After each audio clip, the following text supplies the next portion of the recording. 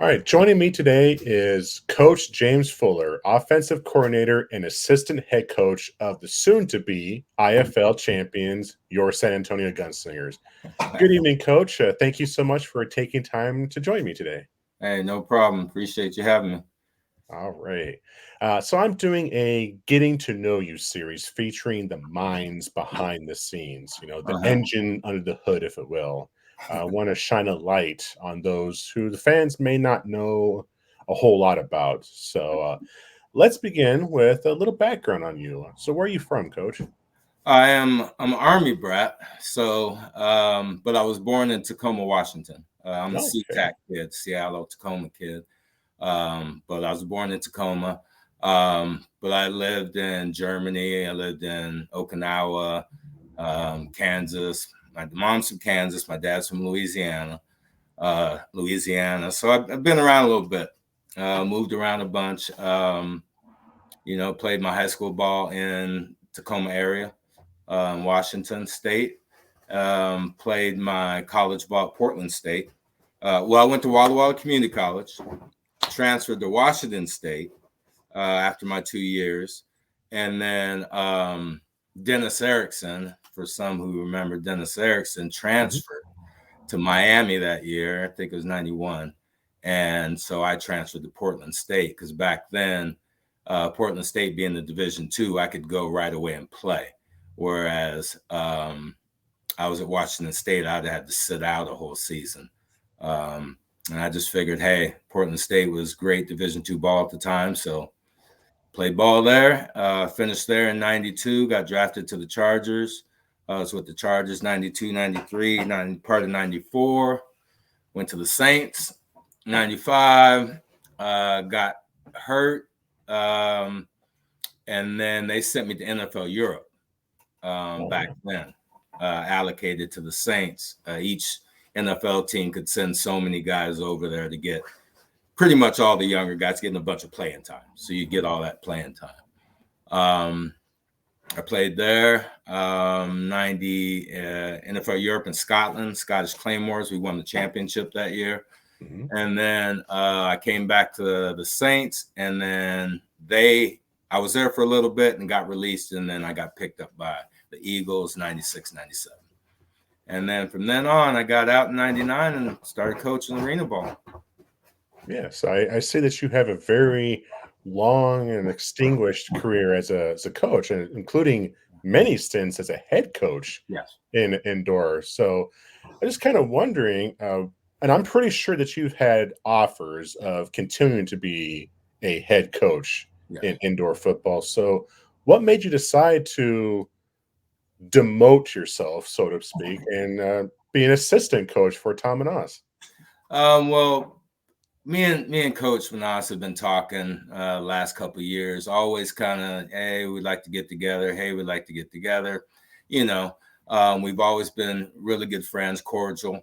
When we go against each other, even though we both got that fire and passion for the game, we've always had mutual respect. So when the opportunity came up, I was kind of bouncing in between some things, some different leagues, some different stuff going on in Carolina, and he just gave me an offer, and the way he sold it to me as far as what we would have, what Mr. Stubing was willing to give us, Mhm. how he's going to run his team.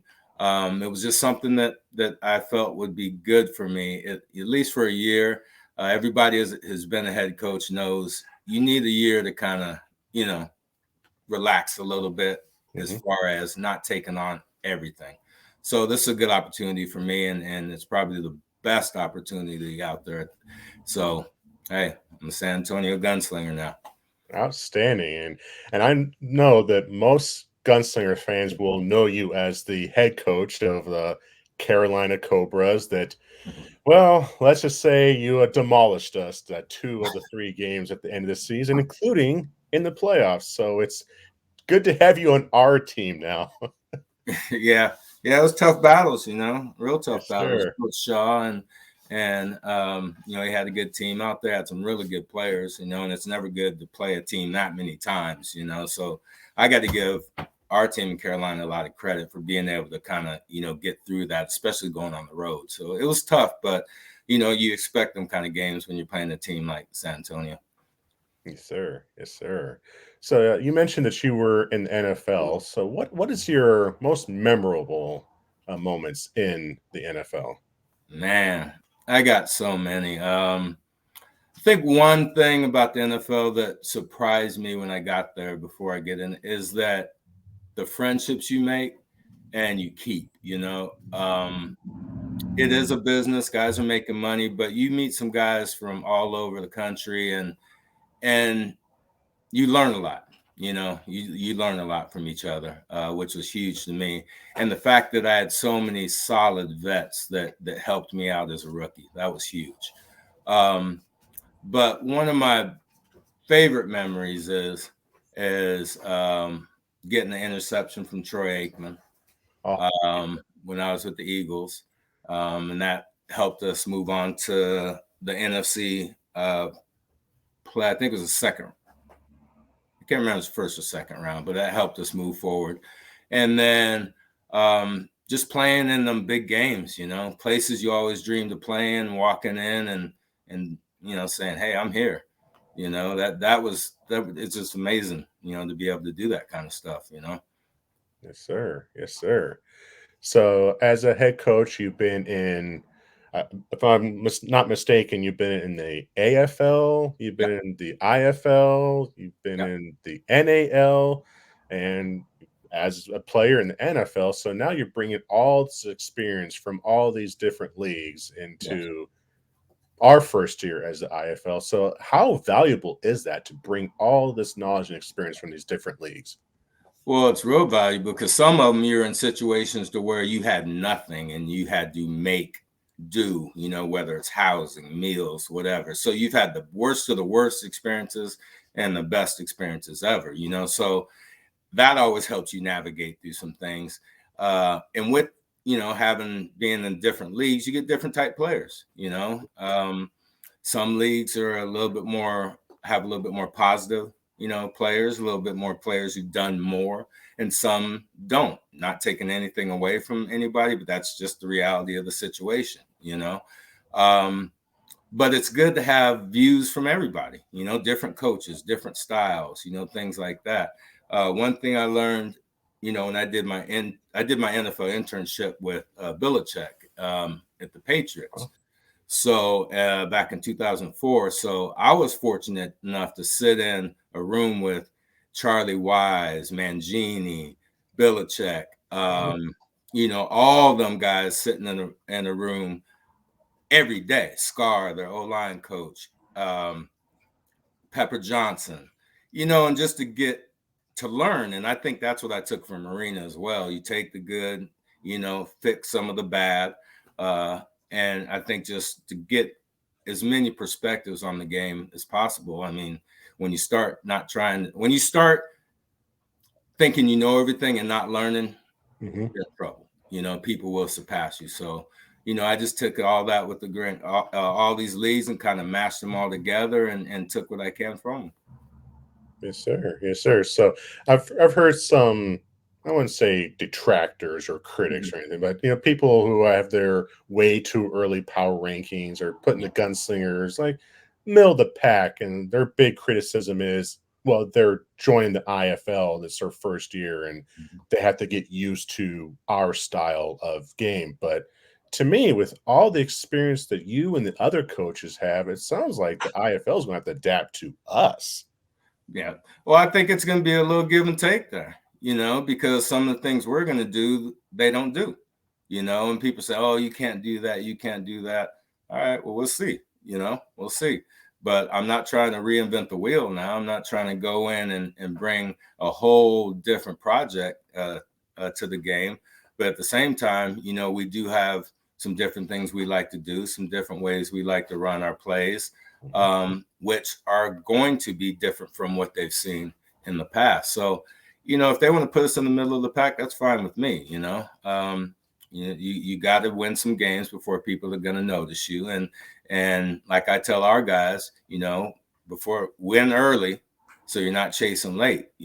By the time they figure you out, we'll have some wins under our belt and be situated to have a good run towards the playoffs. Yes, sir. Yes, sir. So in outdoor football, you hear terms like spread offense and air raid, West Coast, run and shoot, et cetera, et cetera. Now, what kind of offenses do you run in indoor slash arena football?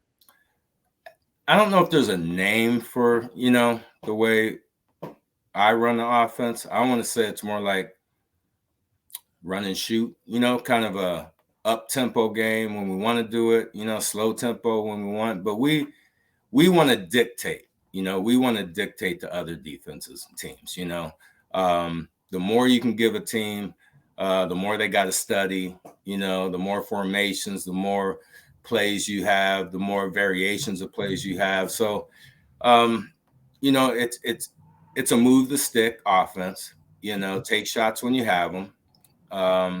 But at the same time, we want to keep the defense on their heels, and that's going to be up to myself and the boys to get it done, and the way we like to dictate that is, like I said, formations, and you always got to sneak in a couple tricks here and there just to keep people, off balance. But um, I just like to score points. That's just what we want to do, score points. You can call it what you want. Yes, sir.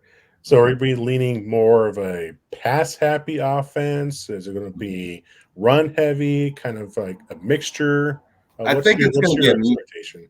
I'm sorry. I think it's going to be a mixture because as I watch more film, certain defenses, everybody runs similar coverages. We all Hmm. know that, but some run it different. So, just like I was talking to some guys today, one of our our quarterbacks, and he was trying to tell me, or I was telling him that we may have to change certain things game to game depending on, the team you're playing. We could be heavy pass one game 80%, but the next game I might be 60-40 depending on what they got. They may have three Right. horses up front that we can't block. I don't think that's true because I know we have a good offensive line, but it Yeah. could happen. So you got to be able to adapt. And one thing I always tell my coaches, I said, always have a plan B. Always have a B and a C and a D. Because if you get to A and it don't work, and you don't have a B, it's going to be the longest game you've ever been in your life, and you will feel horrible. So always have a backup plan and know what you're going against. If we do that, then we'll be successful. Yes, sir. Yes, sir. So looking at your roster, you guys seem to be pretty stacked on both sides of the ball. But Mhm. as an offensive coach, what are you expecting from your players? I am a stickler for not beating yourself, not Mhm. turning the ball over, and make the plays when you have to. You know, everybody wants to make plays, and some guys make 5 great plays a game. But if you drop that last ball to win the game, Right. that's the only thing people are going to remember. So things like that. You got to play sound football. You got to take advantage of when people make mistakes because you might not get that get Mhm. that again. And so I want a team that's going to see that, understand that, and I also want a team that wants to put some of that weight on their back, and not just put it on the coach. You have players that say, "Oh man, coach didn't call a great game," da, da, da, da, which is fine with me. But at the same time, I want to be in tune with my players to where they come and be like, "Hey, coach, this guy's doing this, he's doing that." And then we go to the sideline, we figure it out, and there's no better feeling to score. And then that player being like, "I told you," and it just builds that trust level. And I Mhm. got a lot of trust in the guys that we have on offense. Yes, sir. Yes, sir. Mhm. So, what's your expectations for yourself as the coach? Um, to be the best coach I can be, to change guys' lives, to try to be a mentor to some of these guys, Right. um, and to put a good product on the field. If I can go out and we put a good product on the field and it looks great and the guys are acting right and everything's just kind of moving and you lose a game, I can deal with that. Mhm. I can't deal with mediocrity. I can't deal with guys being average. No one wants to be average, even though we do. Shoot, I was average in the NFL, you know what I mean? So, I understand that. But at the same time, I didn't want to be average. I want to be the best I can be. And the same thing as coaching. If I stop trying to be that, everybody's going to surpass me. So as long as I have a good group of guys who want to grind and put in the work, because just like I'm going to use Dawn Staley in South Carolina, her team, she said, people don't want to put in the work, and you have to put in the work to be successful. The minute you stop doing that, everybody's going to beat you up. Yes, sir. Yes, sir. So where do you currently live at now? I live in Portland, Oregon, the beautiful Northwest. Nice. About 2 miles from, or 2 hours from Tacoma. I live outside the city, close enough to go see my mom and my brothers and sisters and all that kind of stuff. Some of my high school friends and things like that. Oh, nice. Nice. God's country. Yes. Beautiful. Beautiful. Beautiful. So, you guys, I think the coaches should be reporting to San Antonio very soon, aren't they? Yes. Next week. Mm-hmm. All right. So have you taken that you haven't seen the training or practice facility yet?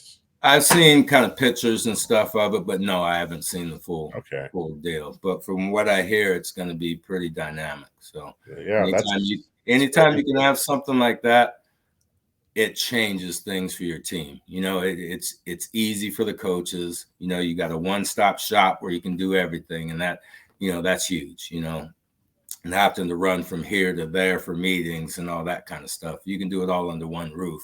You're winning. Yeah, it sounds like it's the crown jewel of the IFL, that there's nothing else like it in indoor football. Yeah, I know there's some great IFL facilities, but yeah, from what I hear, I think we're going to be right up there with them for sure. Very nice. Outstanding. Mm-hmm. All right, so now that we're over the boring football stuff, let's get to some real important questions. Mm-hmm. All right. Like when you are in your car and you're driving home and your favorite jam comes on the radio, that one song that you always have to sing along to. What is that song? Oh my goodness. Oh gosh, I like Lovely Day, Lovely Day, Oh, Lovely Day. yes. Yes. That's one that you can't help. I like all old school. Every remind me of, smelling bleach on Sundays and your mom's walking around the house, dancing around, cleaning up everything, I'm an old school rap guy, so,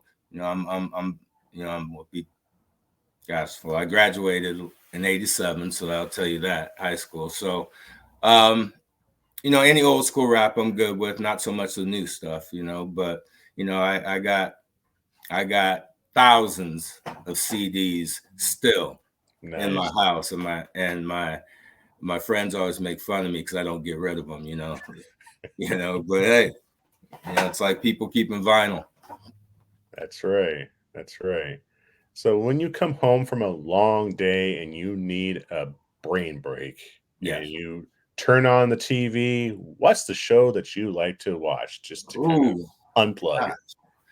I'm a nature guy. I fish a lot. So I watch a lot of fishing shows, nature shows, because when I do unwind, it's fishing or golfing. That's literally all I do, fish or golf. I'm into a lot of the series, series on Netflix. I'll watch some, but I don't really get locked into just one or two. I just kind of bounce around, whatever my mind, hits me as I turn that channel on. Oh, let me try some of this, but I like detective shows. I like whodunits, nice. Things like that. So that's probably the most things I watch: fishing shows and whodunits, detective shows, things like that. Okay, excellent. Mm-hmm. So when you go on a vacation, what would you prefer, to go to the beach or to the mountains? Oh gosh, I live 35, 40 minutes from Mount Hood. So, I love the mountains, a little cold, but I am a beach guy. Every year I used to go to Hawaii. I haven't been since COVID. but before COVID, I'd go every year, spend some time over in Kona. And, I just like that quiet, do nothing life, walk out your door, jump in the water, come back in. I don't want to do nothing today. That's fine. Or if I want to go do some sightseeing or go do something like that, it's good. But I never have an agenda when I go on vacation. I just like to do whatever. Nice. So Mm-hmm. what is your typical off season? I mean, I know as football coaches, there really is no off season, but Mm-hmm. uh, what would be a typical off season look like for you? Well, once I'm done coaching indoor ball, I come right back and go into high school coaching. Wow. So I'm the offensive coordinator at Grant High School in Portland, Oregon, Dominican Sue's High School. Oh, great. Um, Yes. yeah, so I've been there. Gosh, I've been there off and on for 12 years. I want to say 12 or so years. And I've been the D coordinator. I've been the offensive coordinator. Um, so I go right into high school and do high school ball all the way until state championships in November. And then that's when I kind of take some downtime and then, reheat it back up for indoor. But I always like to continue coaching ball no matter what. That's my life. I've coached in the spring league a few years when they were on TV down in San Antonio with Jerry Glanville and June Jones. They've helped me out a great deal in my coaching career. And June Jones being from Grant High School, as an alma mater, we've just kind of connected and they've helped me out in some of my coaching endeavors professionally, but I like to coach ball. I coach ball and that's what I do. It's something I enjoy. And I think being around the guys, because I can't play no more, kind of helps me out day to day. All right. So what gives you the most fulfillment out of coaching? I think building relationships with my players. When a player can call me and say, "Hey, coach, can I just talk to you?" Then I know I'm doing something right. You Right. know, um, and that's what I want to. And I don't have all the answers, but it just says a lot for someone to reach out to you and believe in you that they can talk to you. And I tell them all in training camp. I have a coaching side and I'm gonna have a daddy side, so when we talk on the daddy side, I'm gonna give you how I see it, raw 100%, boom. Coaching's a little different, it's a little different, but I just like the opportunity to be able to touch guys and have guys say, "Hey, coach, remember that time when this happened? Remember that time when that happened? You helped me out." And I mean, I have guys to this day from my first coaching job in 1999 that I still communicate with, and they still hit me up on Facebook and wish me happy birthday and all that kind of stuff. And that's what I like about football. That is so awesome. It is. It really is. It's funny when I first got on. Now I'm not a big technical guy, but when I first got on Facebook, it was right before the pandemic. Actually, I think it was 2019, first time I ever got on Facebook. So, Wow. first time I got on there, one of my players from 2000 said, "Oh my God, Coach Fuller has Facebook now." That so that's the kind of relationships. I'm more of a get you on the phone type guy than type some words into a computer. But them are the kind of relationships I enjoy. Nice. That is so awesome. Mm-hmm. All right. So what is your go-to comfort food? Oh, anything Southern. I Yes. am a jambalaya, gumbo, catfish, smothered pork chops. I am a comfort food guy. That's my go-to. Something with a little spice, to it. Yes. Some shrimp etouffee, something like that. Outstanding. So have you found any good eats like that in San Antonio? When I was there for like 3 months in the spring league, and I didn't get out too much, just because you're in that grind. By the Right. time you want to go eat, you're tired. You want to just grab something and go to bed. But I did go on the boardwalk and ate at a couple restaurants down there that were really nice, because we were staying down there. But I didn't have one thing that just blew the top off. I just love good food, and I'm willing to try pretty much everything. Nice. Well, there's one recommendation I would have. It's not too far from where I live. It's Tony G's Soul Food. Oh, So I'll they be there. they they got a good selection and absolutely love their oxtails if you're into that. Tony G, I'm coming. Yes, sir. I am coming. Outstanding. Yes, set it out for me. Yes, sir. All right, Coach. I don't want to take up too much of your time, so I think we're at the end of our time together. Are there any groups or charities or organizations that you would like to promote before we sign off? I am into the Boys and Girls Club, old school Boys and Girls Club. I remember me playing Pop Warner ball when I was 8 years old. You had to be 9 to play, and my brothers would sneak my pads out the window so my mom didn't know. And we would go to practice every day, and just them are my memories, Nice. of just the Boys and Girls Club. I have one right down the street for me. I try to do anything to help the kids and help them understand, because when you grow up, there's that one person, that one coach, that one guy or gal who you can look back on and say, yeah, they helped me out, and I want someone to look back on me like that. Well, Coach, I'm very positive there are many people that are like that. They look to you as that one person that made a significant impact in their lives. Well, I hope so. I hope so. All right. Well, thank you so much for joining me tonight, Coach. I greatly appreciate it, and good luck in the upcoming season. I can't wait to see the team in action, and I think that the Gunslingers are very, very fortunate and very blessed to have you on the staff. I appreciate that. And, I got to give big ups to Coach Manas, the Stubing family, and, the rest of our coaching staff. We're ready to get it. Yes, sir. Very soon. Very soon. Yes, sir. All right, Coach. Have a great night, and keep your guns up. Guns up. All All right, right. my man. Bye, Coach. Yes, sir.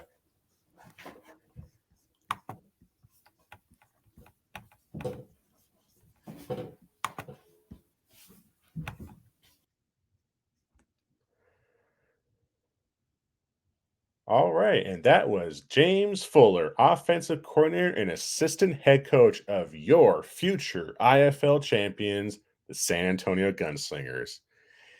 And that's it for this video. If you found it informative and entertaining, please let me know by hitting that like button.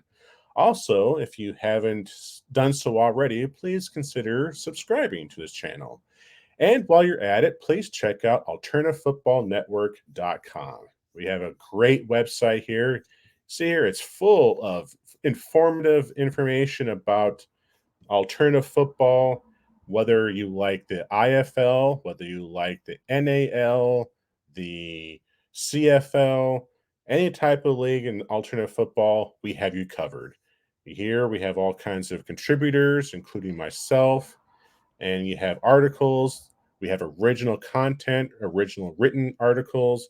So check it out. That is alternativefootballnetwork.com. We really appreciate you for checking that out.